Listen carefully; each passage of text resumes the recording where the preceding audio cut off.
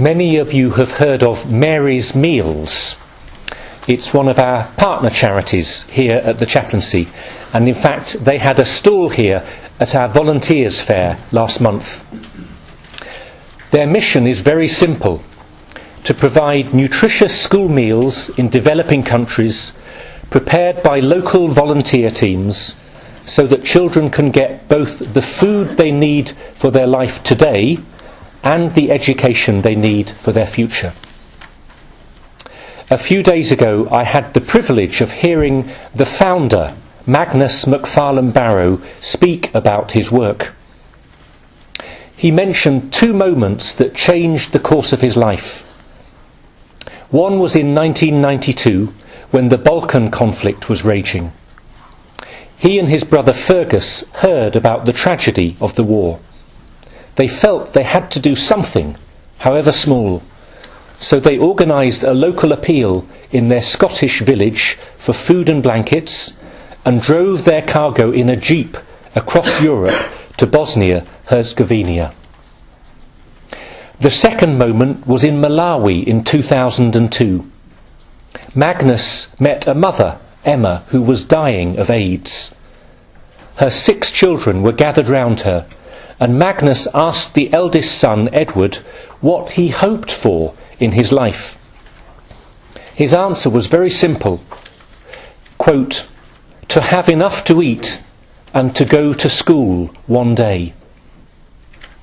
Magnus's answer was equally simple: let's do something to help, however small. And that tiny project, which gave food to 200 children in southern Malawi, now provides a meal to 1.2 million children every school day in 12 countries around the world. Magnus, and this is the point, didn't have big plans or extraordinary gifts, but he used the gifts he had to respond to the situation in front of him. That was enough. And with God's help, and with the help of many other amazing people, and I'm sure with a lot of his own perseverance and determination, Mary's Meals was born. The parable in today's Gospel is about using the gifts God has given to you.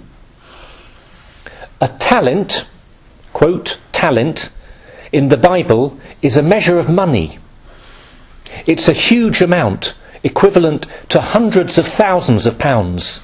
So don't think that one of these servants was given only a little. Each of the servants was given a staggeringly large amount of cash, but in different measures. There are so many reasons we don't use the gifts that God has given us. And this is partly what the parable is about today. One, maybe the hardest, is despair. We can't see the point in what we're doing. We give up hope. In the parable, notice, the master entrusts his property to his servants and goes away. He disappears. It's tempting for them to give up on him and just to get on with their own lives. It's the same for us. We can doubt whether there is a God or whether he's really interested in us. We often give up on him because we think that he's given up on us. So the parable contains a promise to you personally. The master will come back. He has not forgotten you. And on the one hand, I hope this is consoling. I hope it makes you feel important and valued. You are precious to him. He has not forgotten you. You can trust him. On the other hand, I hope it is a little bit scary. You know that the master is going to return. There will be a day of judgment. We will stand before him and he will ask us to give an account of how we have used our time, our talents, our treasures. how we have responded to the situations around us, especially to the needs of others. The knowledge that Christ will come again in judgment is like a light shining from the future back into our present lives. It gives everything meaning now, even the things that are hidden. It keeps us alert because we know we will be called to account for this present moment. And ultimately, it gives us hope. Christ has not forgotten us. He is giving us the time we need to do the work he has entrusted to us. And then he will come back. Another reason we waste the gifts we have is fear. You see that with the man who has 1 talent. What does he do? This huge amount of money. He's terrified. He digs a hole in the ground and hides the money, and he admits it himself. Why does he do this? Because he's afraid. Now, do you think the master is a bit harsh on him? In one sense, he did nothing wrong. He looked after his master's money. He kept it safe. Isn't that a good thing? He returned it honestly. Isn't that a good thing? When it was needed, he gave it back to the master. And you might think the master is being harsh in condemning him. But in another sense, the servant has fundamentally betrayed the meaning of this gift. It was meant to bear fruit, to multiply. It's like a seed that's meant to be planted in the ground. Can you imagine not planting this seed? This servant was not meant to protect this gift and keep it safe. The master took a huge risk in entrusting his property to his servants, but he wanted them to take a risk and use those gifts to bear fruit. To bear fruit. Think of the gifts that you have. Personal gifts, who you are, your intelligence, your creativity, the material opportunities you've got, your family, your grant, your degree course, the spiritual gifts you've been given, the gift of faith and hope and charity, the gift of baptism, of knowing Jesus Christ. Think of all these gifts. If you keep them for yourself, if you don't cultivate them, if you don't use them to do good for others, they are wasted. And think of the fears that have held you back in the past, maybe, from using them. Maybe this little fear has crept into your mind in the last week about something. Have you had, in any context or situation, a fear of failure? A fear of what other people will think if you do or say this? A fear simply of the unknown? Or even a fear, maybe, of succeeding in what you've actually started and having to follow it through and take responsibility for it. We are so often crippled by fear. And how many wonderful phrases there are when you go on quote.com or wherever, and that you probably know from heart because they're part of popular culture, yes? Feel the fear and do it anyway. Or that famous one, the only thing to fear is fear itself. Well, it's maybe not the only thing to fear, but it's certainly one thing we are very often afraid of, and how paralysing and tragic it is. What would your life look like if the choices you made were not determined by fear? What would your week, your next year, lots of you are thinking about what to do after next summer. What would your life, your future, your next year look like if the choices you're making now were not determined by fear? 3 years ago we were starting a new evangelisation programme here at Newman House called Sycamore. And in fact we're going to be running this again next semester, so keep your ears open. we had a tiny planning meeting. It was just a little idea. 5 of us sat in my office. And we got really excited. You know the way a meeting can get carried away. And we decided after 45 minutes discussion that we would write and fund and film and distribute a 10-week programme about the Catholic faith across the globe. One of those meetings. This is me and 5 students.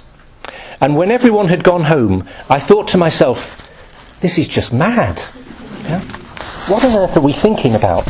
These fantasies that students have at the end of term when they're going off on their summer holidays. It is absolutely impossible. And I gave up and I mentally tore up the plans.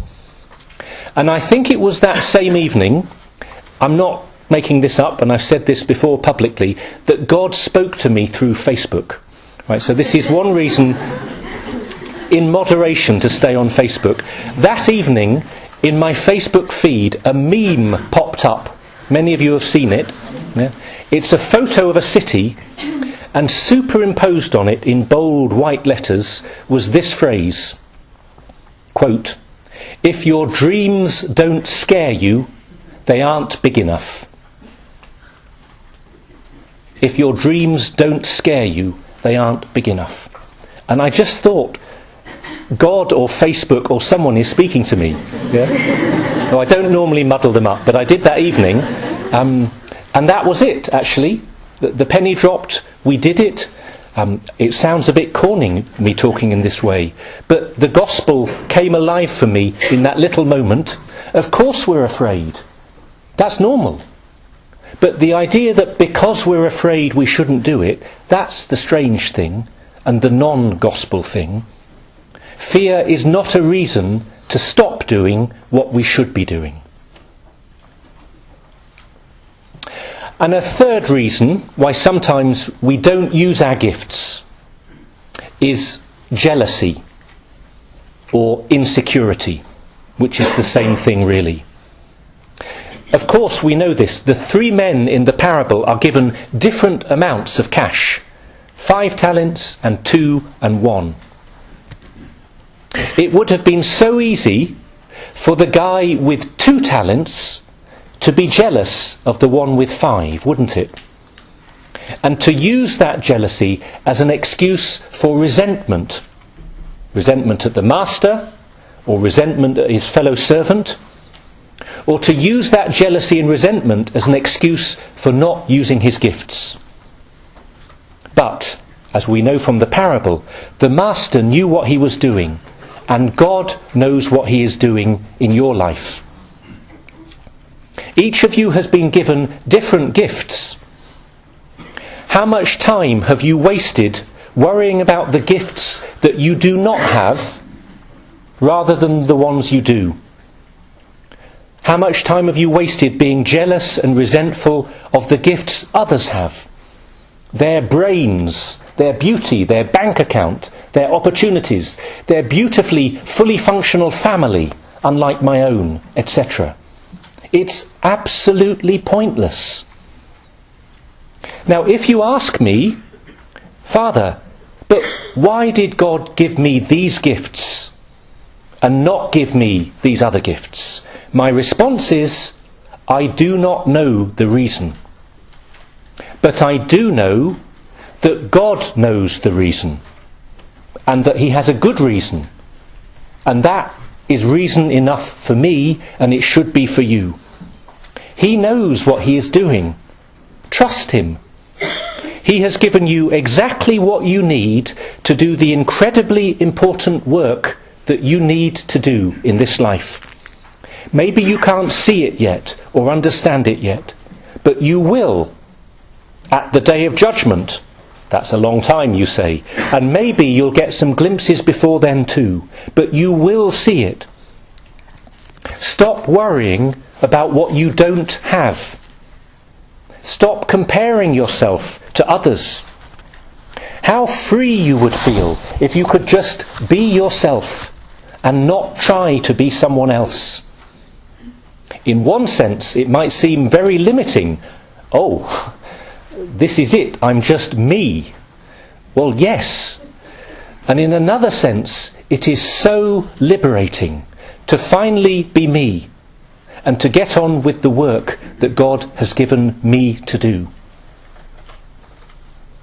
You have amazing things to do for yourself, for others, and for God. You have so many gifts, human gifts, opportunities, and especially, as I said earlier on, the spiritual gifts that God has given you. Your faith, your hope, the love of God that fills your heart, your gift of baptism, and the knowledge of the greatest treasure in the universe, which is Jesus Christ. That knowledge which has been given to you and is to share with others. You have so many gifts. They may seem small compared to the person sitting next to you, but they are not. And even if they are, the meaning they have in God's plan, this is what the parable tells us, is equally significant. Let me finish with a quote from St. Paul's letter to the Ephesians, not from the scriptures today, but that fits with the parable.